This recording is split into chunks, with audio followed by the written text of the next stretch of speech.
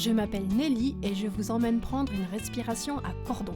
Secrètement blotti entre les grandes stations de Haute-Savoie, Cordon est un petit village panoramique protégé par les sentinelles des Aravis et l'emblématique massif du Mont Blanc. De rencontre en excursion, je vous fais découvrir une montagne confidentielle mais ô combien vivante et accueillante. Bienvenue à Cordon, la montagne grand format. Je me trouve ce matin sur le domaine skiable de Cordon. Cette petite station a tout d'une grande. Le panorama sur la chaîne du Mont Blanc y est spectaculaire. Les pistes sont accessibles à tous, dans un cadre à la fois sécuritaire et familial. Salut Patrick! Bonjour Nelly! Je te remercie de m'accueillir dans cet environnement magnifique sous un soleil radieux. Donc on est sur le domaine skiable de Cordon. Oui, le domaine skiable de Cordon, qui est un domaine familial, Oui. avec une petite dizaine de pistes. Patrick dirige la station de Cordon depuis plus de 20 ans. Sa petite fille l'appelle le faiseur de neige. Un surnom tout trouvé, car Patrick est en charge des 32 canons à neige du domaine. C'est justement pour comprendre comment fonctionne la neige de culture qu'il m'emmène découvrir les enneigeurs et la retenue collinaire. Patrick, pour créer de la neige de culture, il faut quoi?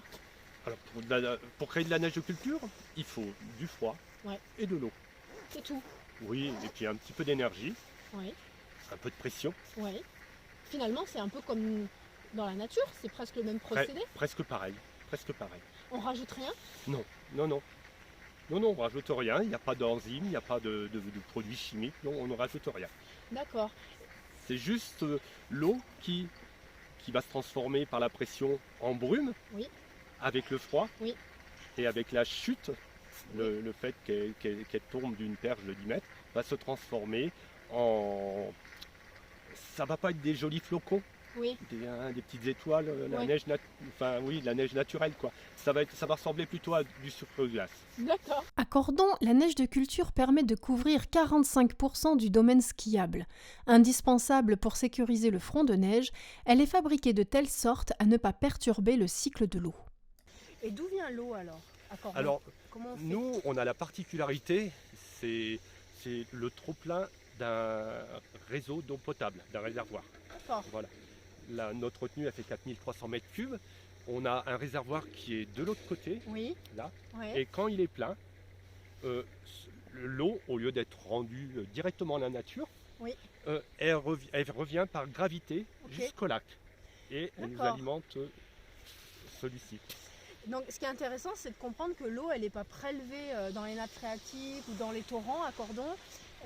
Il y a une gestion raisonnée de la neige artificielle. Et elle est prélevée à un moment. Oui. C'est un trop-plein, on n'en a pas besoin.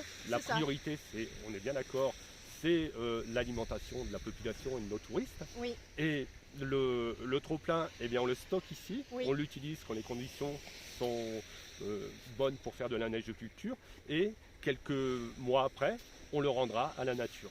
La recette de la neige de culture, vous l'avez compris, de l'air, de l'eau, du froid et un peu de technique. Quand les températures sont négatives, environ -4, on envoie l'eau sur le réseau, sur les canons à neige, Oui. et avec 1 mètre cube d'eau, on va fabriquer 2 mètres cubes de neige. Dans les coulisses de la station de Cordon, j'ai découvert le métier de nivoculteur.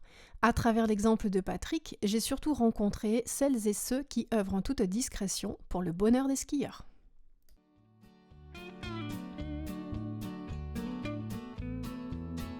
Notre domaine qui est couvert avec l'enneigement artificiel. Non, on l'a fait. De culture.